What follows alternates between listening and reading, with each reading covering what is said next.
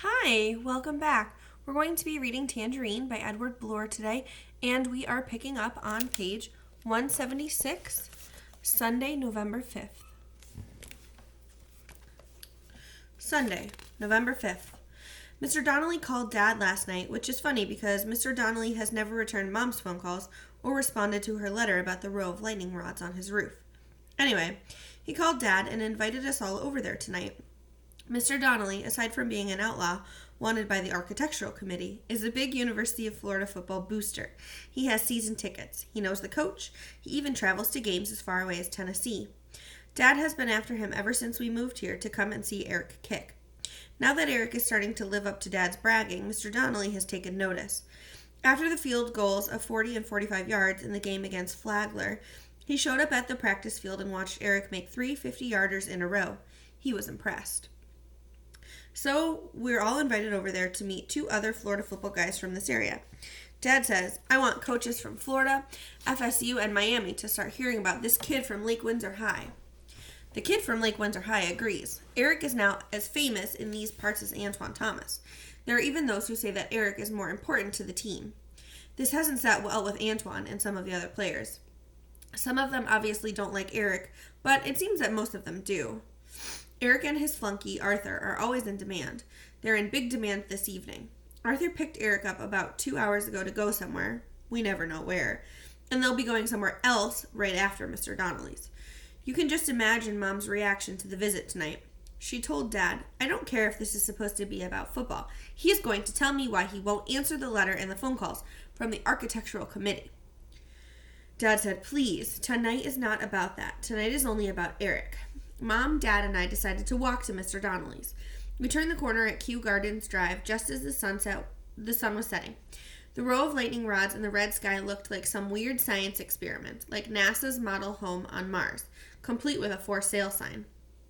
Arthur Bauer's muddy Land Cruiser was parked out on the street in front of the house, ready for a quick getaway.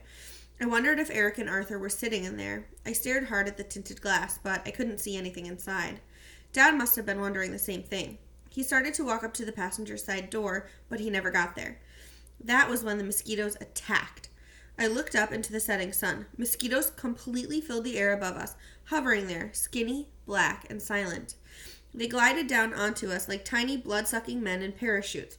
We all started to slap at ourselves as we felt the first bites. I watched one land on Mom's cheek. She screamed and started to run.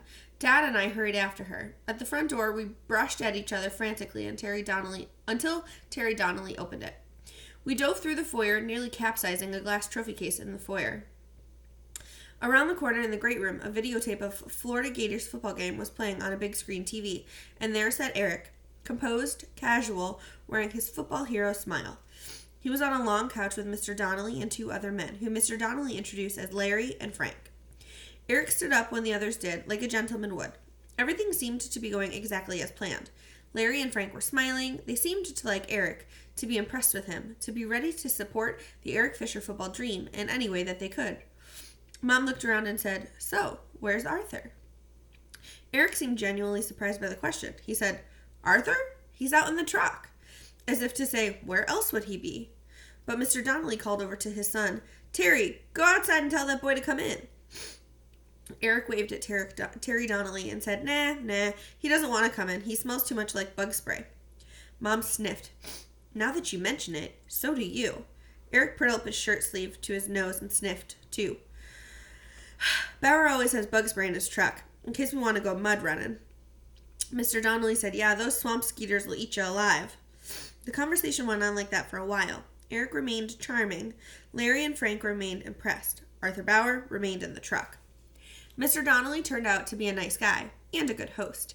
He didn't sit there listening to Eric all night. He talked to Dad about old Charlie Burns and the parties he used to have in his skybox. Then he talked to Mom about the concern of the Architectural Committee. I drifted back over to the glass trophy case to examine its contents. A lot of it seemed to be rinky-dink stuff that Terry Donnelly won as a kid, but there were a couple of old things that belonged to Mr. Donnelly. Suddenly, he was at my elbow saying, I keep my Heisman trophy out in the garage. I laughed, and he continued, Now, what about you, Paul? Are you a kicker, too?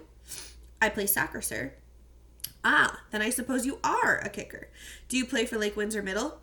No, sir. I play for the War Eagles. Tangerine Middle School. He opened his eyes wide. I remember. Betty Bright's team. You have those all-star girls playing for you, right? Yes, sir. How is your season going? We're number 1. We're undefeated. We're breaking all county scoring records. Mr. Donnelly looked at me with increased interest. And you're doing all that with a mixed boy and girl team? Yes, sir. He nodded. I've known your coach for a long time. She's an extraordinary person. Does she ever talk about her track career? No, sir. No? Well, let me tell you. Betty Bright is the greatest track and field athlete to ever come out of this area. She ran the 100-meter dash and the 100-meter hurdles. She threw the discus and the javelin. She did the high jump and the broad jump. She did it all, right over at Tangerine High. Did she ever play soccer? No, not to my knowledge. She became famous as a hurdler. I mean, really famous.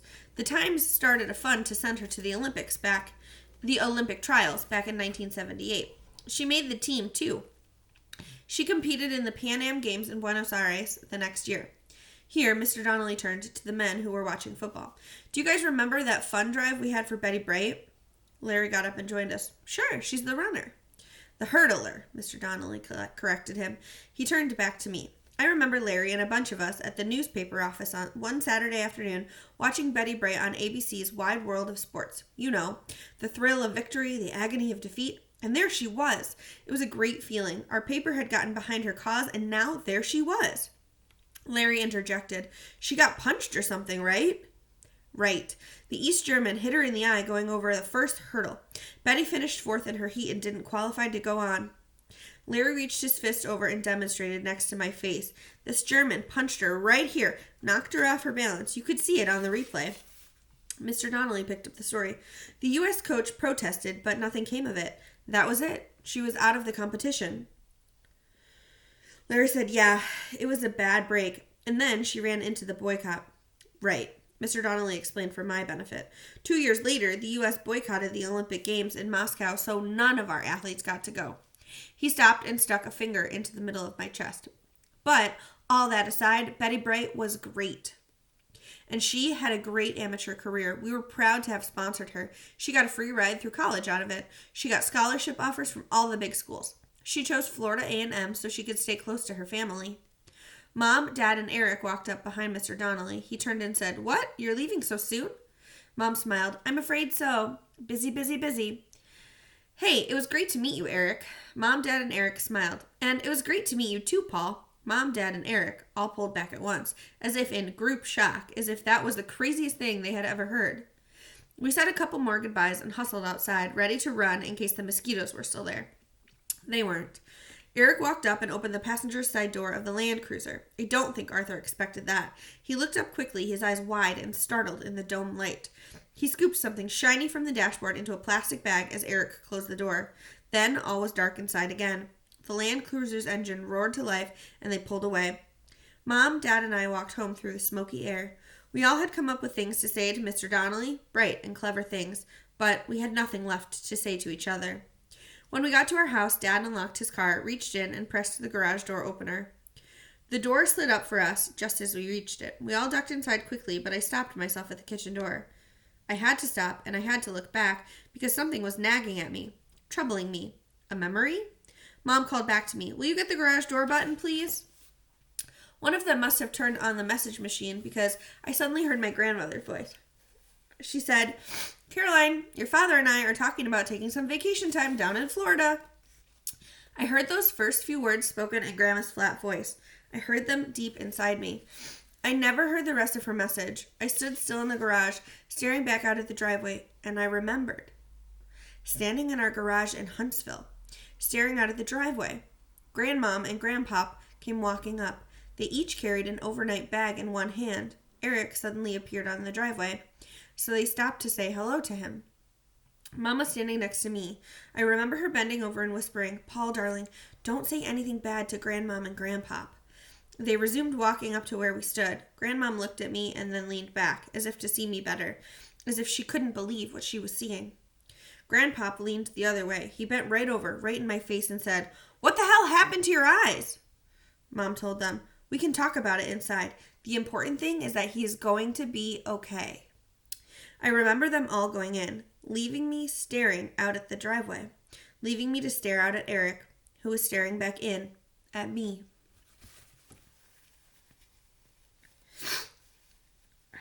Tuesday, November 7th.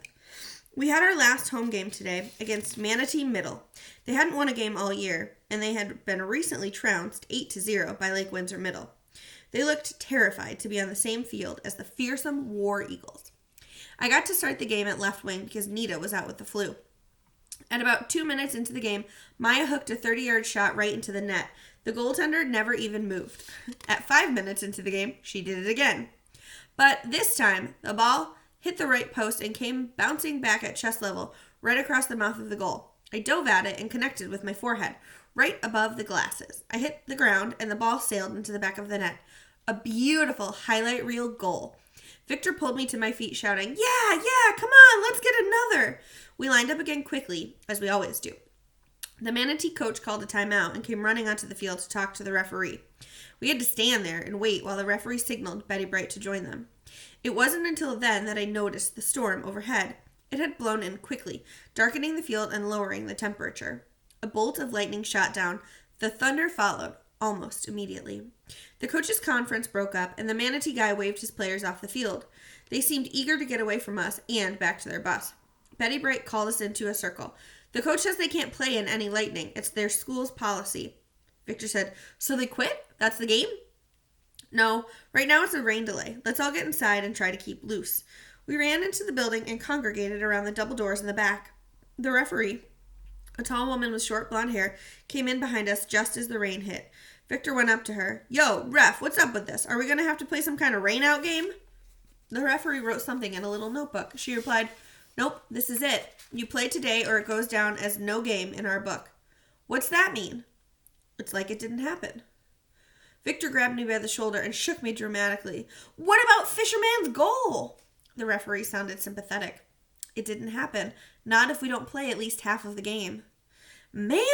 Victor pounded angrily on my back. We were going to murder these chumps. It was going to be like 50-0. I was going to up my numbers. Betty Bright kept looking out the window. She said, Doesn't matter. We might play. If we don't, we're still undefeated. She paused to point at Victor. And untied.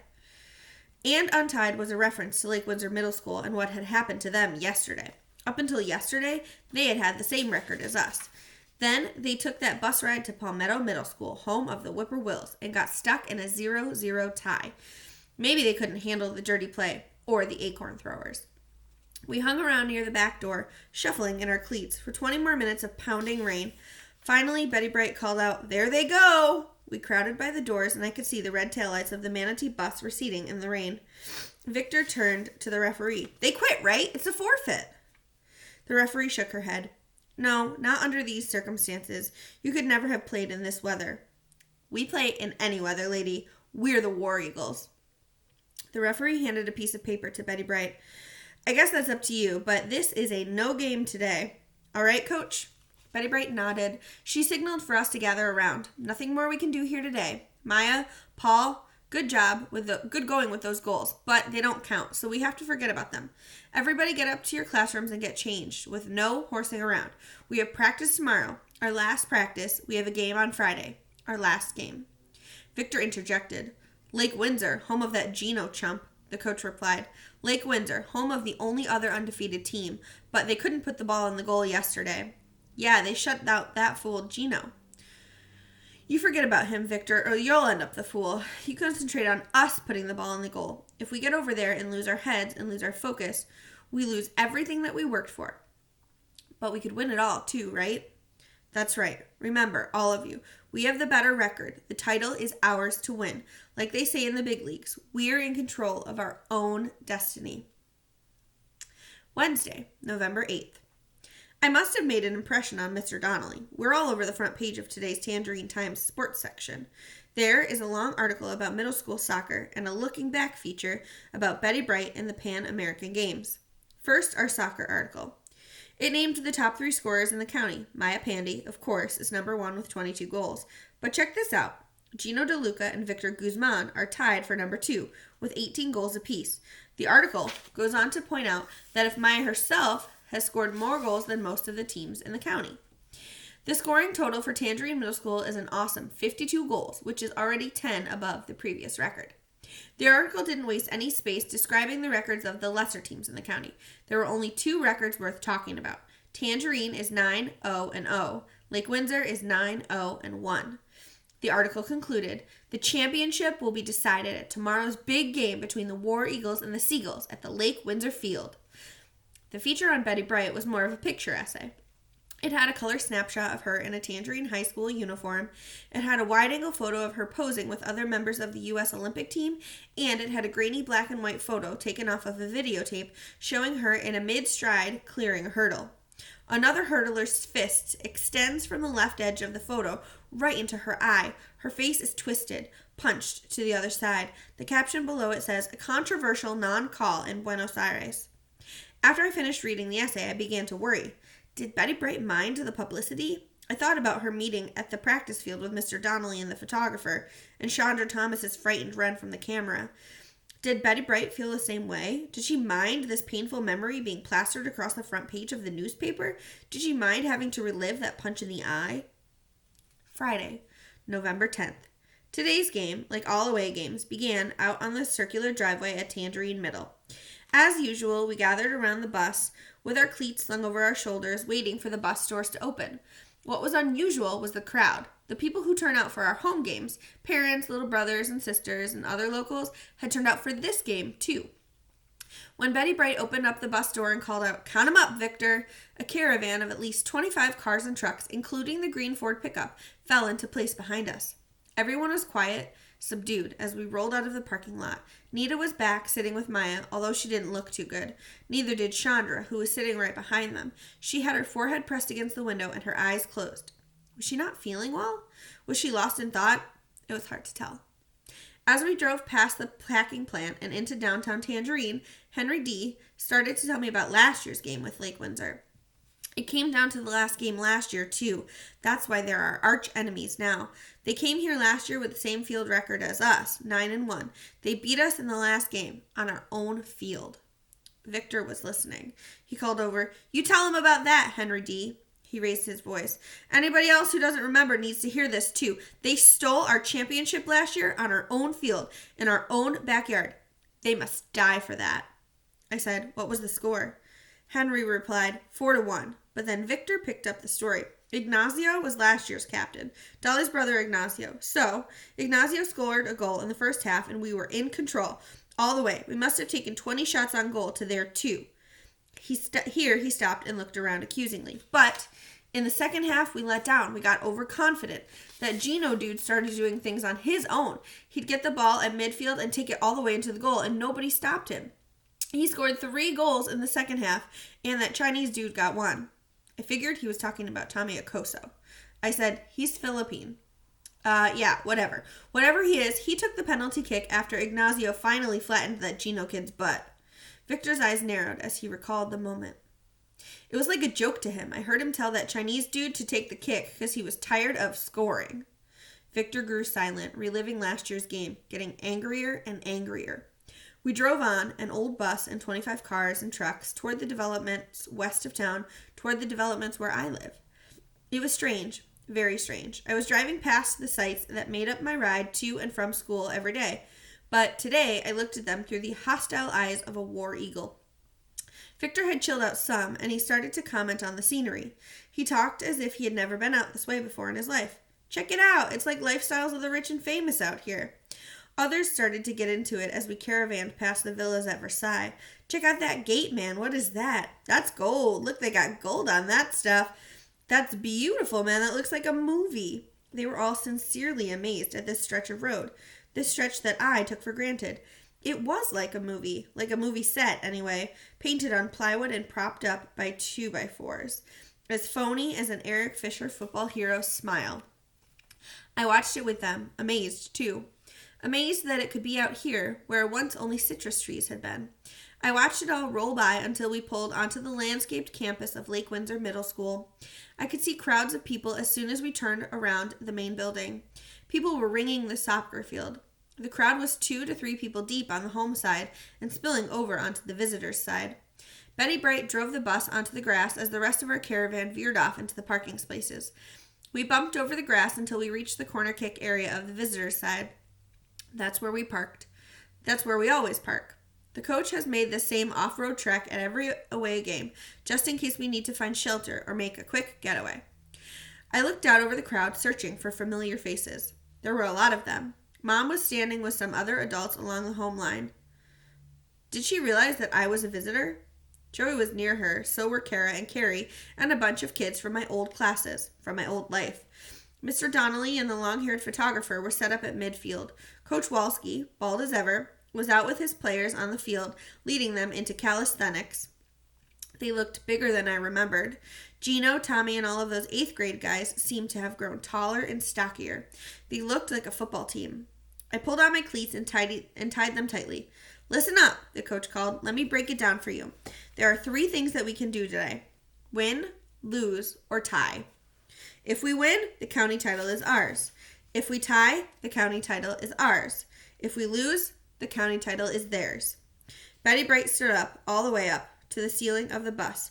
Let me tell you something else. You have outscored every team in the history of this county, and you are going to outscore this team today. Okay, Victor, lead them out. She threw open the bus door. Victor strode to the front of the bus and jumped off, followed by his boys and then the rest of us. We ran down the inside perimeter of the field. The crowd stared, but no one yelled or spit at us. Mom waved. Joey was busy looking the other way. Carrie was looking right at me. So was Mr. Donnelly, who gave me a big thumbs-up sign. We turned and ran toward the visitors' sideline and heard the loud cheers of our caravan riders. At midfield, Victor turned sharply and sprinted toward the center of the field, as he had done so many times before. Betty Bright was already there. We packed around them and chanted our war cry, "Who are we? War Eagles! Who are we? War Eagles!" The coach's voice rose up angrily, letting us know that our response was not yet good enough. I said, "Who are we?" We screamed back, "War Eagles!" and fell into the frenzied chant that began each game. War, war, war, war! We broke the circle and the starting players took their positions. I looked around the field. All the people, the Lake Windsor players, the students, the adults, were staring at us with their mouths hanging open. In amazement? In disapproval? In fear? The game began at that moment, in silence. I stood in a line with Betty Bright and the smaller substitutes, the kids who only got into the blowout games. I had never minded being a substitute on this team until that moment. Just about everyone I knew could see me standing there, not quite good enough to be out on the field. I hoped Betty Bright understood that this was the school I used to go to. This was the team I used to play on. I checked out the Lake Windsor goaltender. He was the same 8th grader who had named me Mars long ago. That was many weeks ago. If things had been different, would I have been standing there in his place? Probably. Would I have made any difference? Probably not. They had won 9 games without me, and they had played to 1 scoreless tie. This was a team that did not depend on its goaltender. The action on the field started slowly. Both teams were sloppy, kicking the ball away. Victor seemed more intent on intimidating Gino than he was on getting the ball. Victor and Gino slid for the same ball near our sideline and got tangled up. The referee blew the whistle and called for a drop kick, but Victor still had one more thing to say. He got right up in Gino's face and started jawing. Suddenly, one of those big fullbacks they have, I don't even know his name, ran up and grabbed Victor by the hair. He spun him around and punched him, full in the face. Victor went down in a heap, hitting the back of his head on the ground. The referee lunged at the Lake Windsor player and grabbed him. He yelled to Coach Walski, "Out of the game! He is out of the game!" Betty Bright took off toward Victor, and I was right behind her. She reached out and grabbed Tino, who was closing in on the Lake Windsor fullback with murder in his eyes. She pulled him to her to the spot where Victor was lying. His eyes were open, but he had a dazed look. She said, "Victor, can you understand me?" He said to her, "I'm okay. I'm ready to go." He was strangely calm, like he didn't know or remember what had just happened. He sat up quickly. "Really, Coach, I'm okay. I'm ready." Betty Bright said, "No, I gotta check you out on the sidelines for a while." She called to the referee, "Substitution." Then she turned to me. "Paul Fisher, you're in." Victor struggled to his feet. She held on to him while she called the rest of us around her and said, "This is where it happens. This is where losers act like losers and winners act like winners. This is where they send some fool out here to punch you in the face. If you retaliate, you are playing their game. If you get focused on soccer, you're playing your game." She walked Victor off the field and the action resumed. We had a free kick coming from the spot where the foul took place. The referee put the ball down and blew the whistle.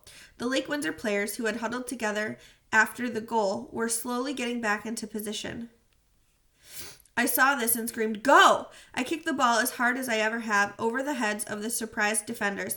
Our front line took off and flew past them. Tino ran the ball down in the left corner, pivoted and crossed it with his right foot. Maya slapped it to a dead stop on the ground as a Lake Windsor fullback skidded past her. Then she powered it into the back of the net. Bang! It happened that fast. That's how it had gone all season. That was our trademark. We struck swiftly with just a couple of passes and bang! Into the goal. 1-0. The Lake Windsor team was in confusion. They were yelling, "Offsides!" But it wasn't offsides. They had been caught flat-footed. Their goaltender didn't have a chance. After that, Gino and Tommy took over. They started picking the ball up in midfield and either dribbling it themselves or passing it to each other. And they started shooting. Gino can drive the ball harder than anyone I have ever seen in a straight line from outside the penalty area.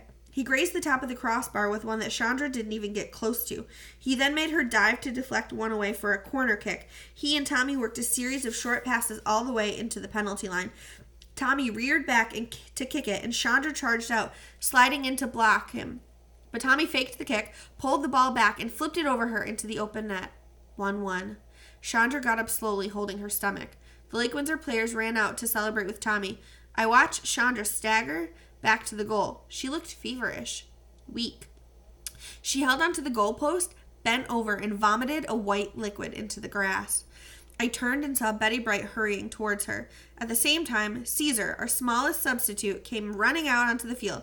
Victor had named him Caesar Salad. He only got in absolute blowouts. He ran right up to me and yelled, "Fisher! Fisherman! Coach says I'm in for you and you're in for Chandra." He handed me a red goalie's shirt to wear. I pulled the shirt on and ran down to the goal just as the coach was leading Chandra away. I placed my heels on the goal line and looked out. The Lake Windsor players had lined up in the distance, ready to come at us again, and I thought, wait, I'm not ready. I was numb. I felt like throwing up too, but there was no time to think about it. Gino took the ball away from Henry D like he wasn't even there and came sprinting right up the middle of our defense. Dolly tried to slide into him, but he was too quick. He flicked the ball right, hurled over her, and came at me 1-on-1. I was flat on my heels when he fired the shot, a bad shot, right at me. I moved my arms to grab it, but they never came together. The ball bounced off my face, knocking my goggles up and knocking me back into the goal net. The ball bounced right back to Gino, who tapped it in. It was 2-1. Gino pulled me out of the netting. "You all right, Mars?" "Yeah." "You better get ready, Mars. I'm coming back." Yeah. His teammates mobbed him. Mine didn't even look at me. I took off my goggles and cleaned them. When I pulled them back out, they were smeared with blood. I looked down and saw a dark red spray of blood on the goalie's shirt. My nose was bleeding. I bent over, pinched the bridge of my nose, and blew out as much blood as I could. I twisted the shirt around and cleaned my goggles again on the back of it. Dolly called over, "Fisherman, you all right?" I sure was. "Yeah," I yelled. "Let's go." Now I felt it. I was into it now. They came right back at us. Gino ripped a long shot that I dove for and caught in midair. I leapt to my feet and kicked it away. For the rest of the half, I was awesome. I was zoned. I stopped everything they sent my way. I punched shots away. I deflected shots over the goalpost. I came out and slid into them before they could get their shots off. The half ended like that, with a relentless Lake Windsor assault that produced nothing. It was still 2-1. We spent the halftime sitting in a semicircle by the far goal, eating our tangerines. Victor would be going back in for the second half. Nita, who was struggling, would not. Suddenly, out of nowhere, Coach Walski was standing next to me with his clipboard. He looked at Betty Bright and said, "Coach, this goaltender of yours is not eligible to play. He wasn't eligible to play for me, and he is not eligible to play for you." Betty Bright stood up and faced him. They were the same height. "Oh, is that right? This is your official warning. I'm going to talk to the referee next." "You are? So, what makes him ineligible?" "His address, for one thing. Now, we can talk this over at a hearing if you like. I am just here to tell you that the County Sports Commission won't recognize him as eligible, so you're going to forfeit this game if you put him back in." "Is that how it is?" "Yes, I'm sorry, but that's how it is." "Uh-huh. Did you see my other goaltender? Her mother had to drive her home because she's sick. Did you see her? She's Chandra Thomas." Coach Walski stared at her blankly as Betty Bright continued. "Do you know where she lives, Coach?" She lives in Tangerine with her mother and her brother. Do you know who her brother is? He's Antoine Thomas, your football star at the high school here. Antoine Thomas lives in Tangerine too. Now, are you sure you want to play this county eligibility game with me? Coach Walski took a step back. His face seemed to flatten out like she had hit him with a shovel. He said, I'm sure Antoine Thomas has a different address. I'm sure he does, but he doesn't live there. I can take you and show you, or any of the officials on any commission, exactly where he lives. Coach Walski continued backing away. This time he didn't stop. All right, let's just play ball. Betty Bright snorted in disgust. Yeah, let's all play ball. She jerked her thumb toward the field, and we all hopped up. She pointed an angry finger at me. Get in that goal, fisherman. The return of Victor in the second half made a huge difference. Lake Windsor could no longer double and triple team Maya. Victor took control of the middle of the field, which meant that we started to play the game up at their end instead of down at ours. Gino and Tommy still broke out with the ball and worked their plays, but I was always there. I saw each play as it developed. I thought one step ahead of them each time. Maya couldn't shake the crowd of defenders around her inside the penalty box, so she started coming out to the wings. She made a neat move with the ball to get loose on the corner. Then she crossed it hard and low, right across the front of the goal. Tino and a Lake Windsor defender both lunged for it and smacked into each other. The ball squirted through everybody and landed right at the foot of the one guy nobody was worrying about, Caesar Salad. He was wide open. He stopped the ball calmly and kicked it into the net. 2-2. We lined back up quickly. The battle for the middle heated up. The Lake Windsor players started to get desperate, started to kick the ball away. We were playing with confidence and with the clock on our side. Tommy and Gino were now going all the way back into their own end of the field to pick up the ball. They had to. They weren't getting any help from anybody on their team. They were their team. The referee was already glancing at his watch when they made a final charge. Tommy picked up a loose ball at midfield and looked for Gino. He drove a long, high loop, passing into the penalty box that Gino and Victor both went up for. They collided and twisted in midair. Victor crashed down on top of Gino right at the penalty line. The referee blew the whistle. No, I thought. No, you can't call that a penalty. Both coaches came running out onto the field. Victor jumped up screaming, I played the ball, man. I was just going for the ball. But it was too late. The referee grabbed the ball and placed it on the penalty line, 12 yards in front of me. Coach Walski asked, how much time is left? The referee answered, this is it. He turned to Betty Bright. The penalty occurred right before the end of regulation. Yeah, sure it did, she snarled. She walked up to me. Are you ready for this? Yeah. What are you going to do? He always hits his penalty shots high and to the left. That's where I'll be. She nodded. Then she smiled and lowered her voice and said, now I wish I'd given you more playing time. The players from both teams lined up outside the penalty box, everyone except Gino and me. He looked at me, touched the ball with his foot, and stepped back 3 paces. The referee blew the whistle. Gino's head snapped up and he sprang forward 1, 2, 3 steps. I catapulted myself into the air, high and to his left. But Gino didn't kick it there. He had fooled me completely. He went the other way with it. I was a fool flying through the air. I was a fool landing on the ground. I closed my eyes and buried my head in my arms, trying to block out the whooping cheers. Then I snapped my head up. It was Victor's voice that was whooping. I turned and looked back at the goal. The ball was not in the net. It was off to the right and still rolling away, right down into the sinkhole. Gino had missed. He had missed to the right. The rest of the War Eagles mobbed me and hoisted me up. We all started to jump up and down and whoop together. I stopped and stepped out of the pack when Gino came over. He patted Victor on the back and said, congratulations. Then he put his arm around my shoulder and said, Mars, you were in my head on that shot. You made me miss. You made me choke. I shook my head vehemently. You didn't choke, Gino. You missed. That's all. He wasn't the least bit upset. It's cool. I don't mind. It's only a game, Mars. As he walked away, I was still shaking my head, and I said out loud, but too low for him to hear, maybe to you it is. Spectators were out on the field now. Someone tapped my shoulder and said, good game, Paul. I knew that it was Carrie, but by the time I turned around, she was already walking away with Kara. Joey wasn't with them. Luis Cruz pounded me on the back and said, I didn't know you were a goalie. Great game, great game. I said, thanks. I'm glad you think so. Then Mom was standing in front of me. She said, Are you okay? Yeah. Now, what does this mean, Paul? Are both teams co-champions? No, we're the champions. We have the better record. We're 9-0-1 and they are 9-0-2. Oh, now do you want to ride home? No, I want to go back on the bus. That doesn't make sense, Paul. I'd have to follow the bus all the way over there and then drive you right back here. That's right, Mom. That's what you're going to have to do. She thought about it, then put her hands up in mock surrender. Okay, I give up. I worked my way back towards the bus, shaking hands with a couple more Lake Windsor players. Mr. Donnelly called out, "Come over here, Paul." He and his photographer had set up a shot with Caesar and Maya. It was comical. Maya towered 2 feet over Caesar. "Come on, we need you to balance out this shot." I shook my head. "No, sir, it shouldn't be me. It should be Victor." "Then let's get Victor too. Where is he?" Mr. Donnelly located Victor and posed the 4 of us for the front page of tomorrow's sports section. When we all got back to the bus, the coach called out, "How many, Victor?" 15, Coach. Betty Bright closed the door and turned to us. She pointed at us and said, "You are number 1. You're second to none." Victor grabbed Caesar from behind and shook him, and he declared, "His name is Julius Caesar now, the Emperor of Rome."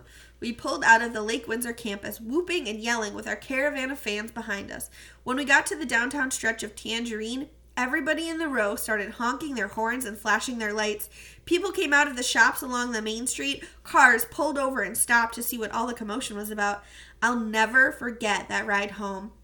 When we got to Tangerine Middle, the bus doors opened and the War Eagles got out to find their separate rides to go their separate ways. I was the last to get off the bus. I was crying when I finally climbed down the stairs with my shoes over my shoulder. I crossed over to the white Volvo. Mom looked at me funny. Maybe she was wondering why I was crying, but all she had to say was, "Well, that was quite a ride." I swallowed hard and I managed to say, "It sure was, Mom. It was quite a ride."